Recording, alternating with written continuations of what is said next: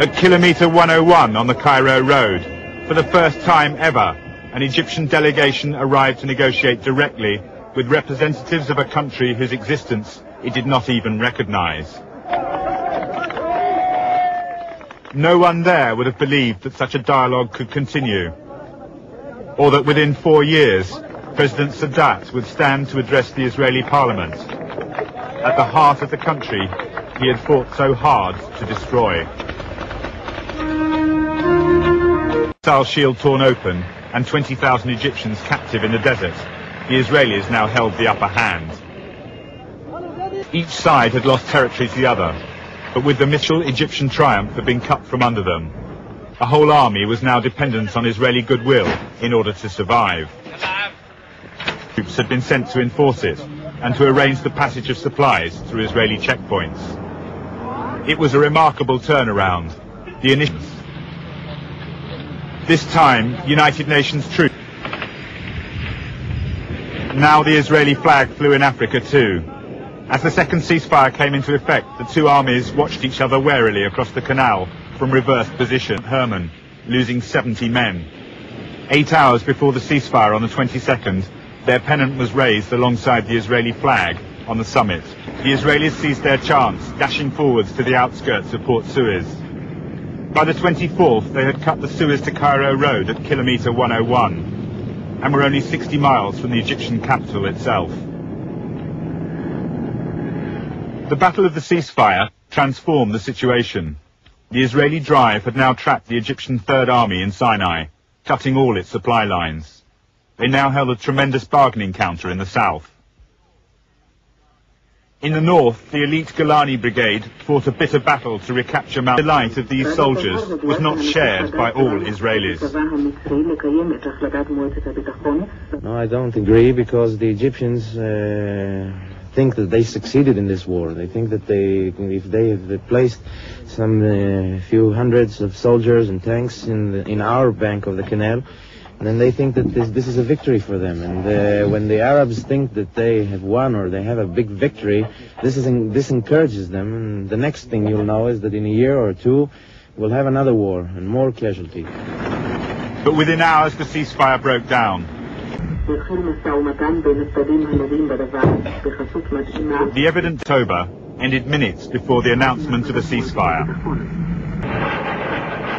This air attack on the 22nd of October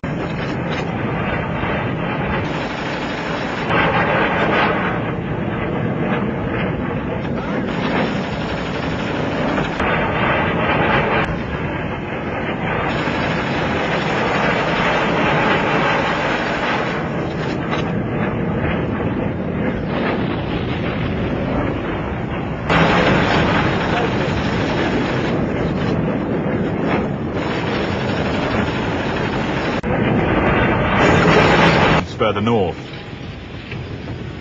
Belatedly, Egyptian resistance was growing, both on the ground and in the air, the aircraft umbrella, which allowed Israeli planes to threaten the Second Army position. The line continued to expand, taking out more missile sites, punching a wider hole in the anti... What should I say?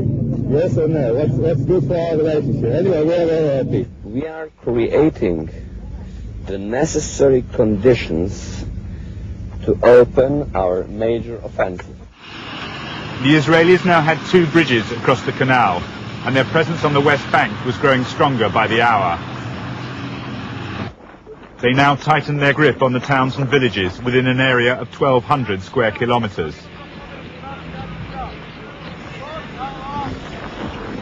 The front line, the American airlift of military equipment to Israel that finally convinced Sadat of the gravity of his position. Material losses had been enormous on both sides, but he had expected the Israelis to grind to a halt long before his own Soviet supplies ran dry. Now he was forced to ask the Russians to arrange a ceasefire.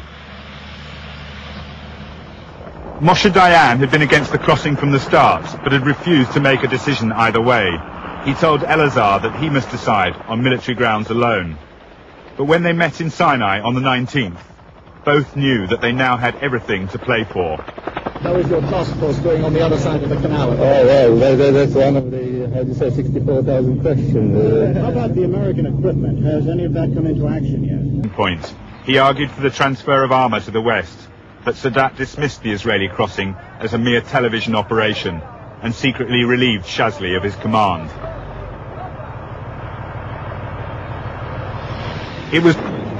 General Shazli was now at breaking, tanks covering the paratroopers as they swept through the bunkers.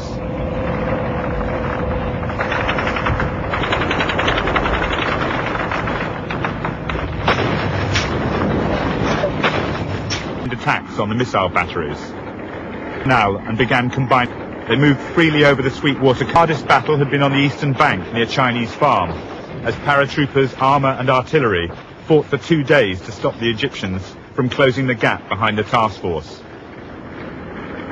Once across the canal, they'd found the ground undefended. The Egyptian armour was on the wrong bank, busy demolishing Egypt's shield. Not in Sinai, but in Africa.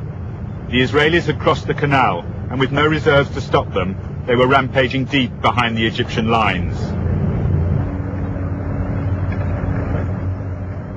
Having identified the weak point where the Egyptian 2nd and 3rd armies met north of the Bitter Lakes, the Israelis had launched a counterattack on the 15th under General Sharon, forcing a passage through the Egyptian bridgehead and across the canal, where it began destroying the missile sites.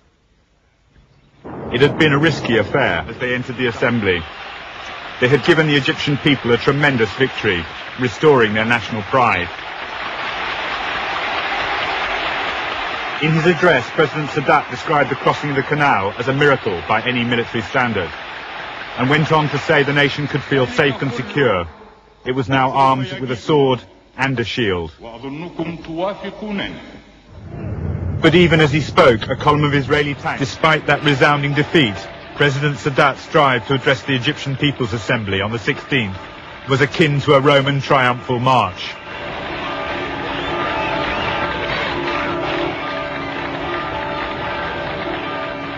He and General Ismail were mobbed.